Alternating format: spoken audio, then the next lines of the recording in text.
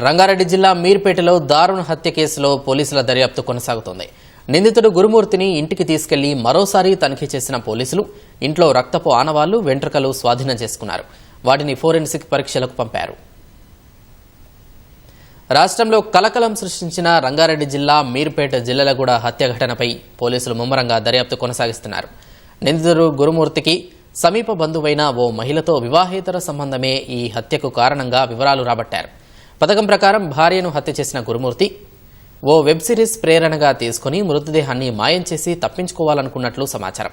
మరోవైపు నిందితుడు హత్య చేసినట్లు చెప్పినా దానికి సంబంధించి ఆధారాలు లభించలేదు. అతడు చెప్పిన విషయాలపై ఆధారపడకుండా వేర్వేరు కోణాల్లో దర్యాప్తు చేస్తున్నారు.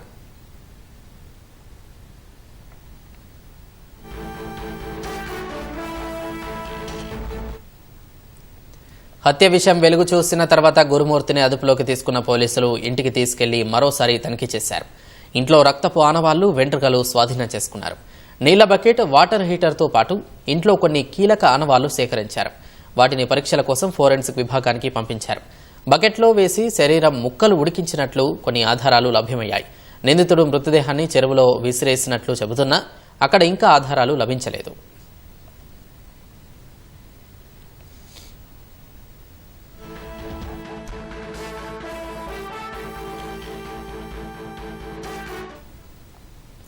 భార్యను కిరాతకంగా హత్య చేసిన ఈ కేసులో సంచలన విషయాలు వెలుగు చూశాయి.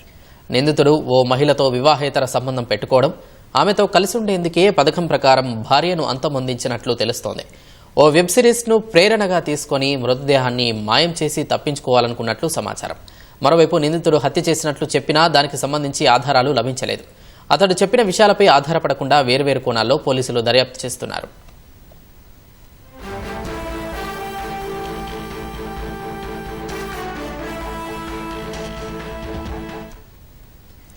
ఏపీలోని ప్రకాశం జిల్లా రాచర్ల మండలం జేపీ చెరువుకు చెందిన గురుమూర్తి అదే గ్రామానికి చెందిన మాధవితో 13 ఏళ్ల క్రితం వివాహమైంది.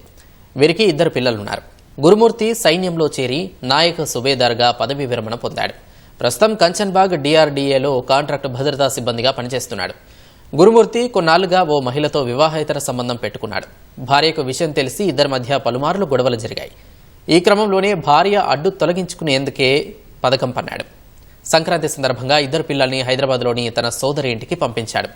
13, 14 తేదీల్లో భార్యతో కలిసి పిల్లల్ని చూసేందుకు వెళ్లాడు. 15వ తేదీన ఉదయం గురుమూర్తికి అతని భార్యకు మళ్లీ గొడవ మొదలైంది. ఈ క్రమంలోనే భార్య తల మీద కొట్టడంతో ఆమె అక్కడికక్కడే మరణించింది. మృతదేహాన్ని మాయం చేయాలనే ఉద్దేశంతో శరీరాన్ని కత్తితో ముక్కలుగా నరికి ఆ తర్వాత బకెట్ నీళ్లలో హీటర్తో వేడి చేసి మాంసపు ముద్దలుగా చేశారు. వాటిని సంచుల్లో నింపి సమీపంలోని చెరువులో పడేశాడు.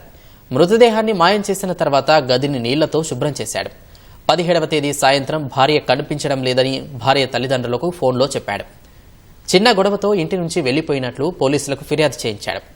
ఈ కేసు దర్యాప్తులో భాగంగా ఇంటి వద్ద సీసీ కెమెరాలను పరిశీలించిన పోలీసులు మాధవి ఇంటి లోపలికి వెళ్లడం తప్ప బయటకు వచ్చే దృశ్యాలు ఫుటేజీలో రికార్డు కాకపోవడంతో గురుమూర్తిని అదుపులోకి తీసుకుని ప్రశ్నించగా అసలు విషయం బయటపడింది.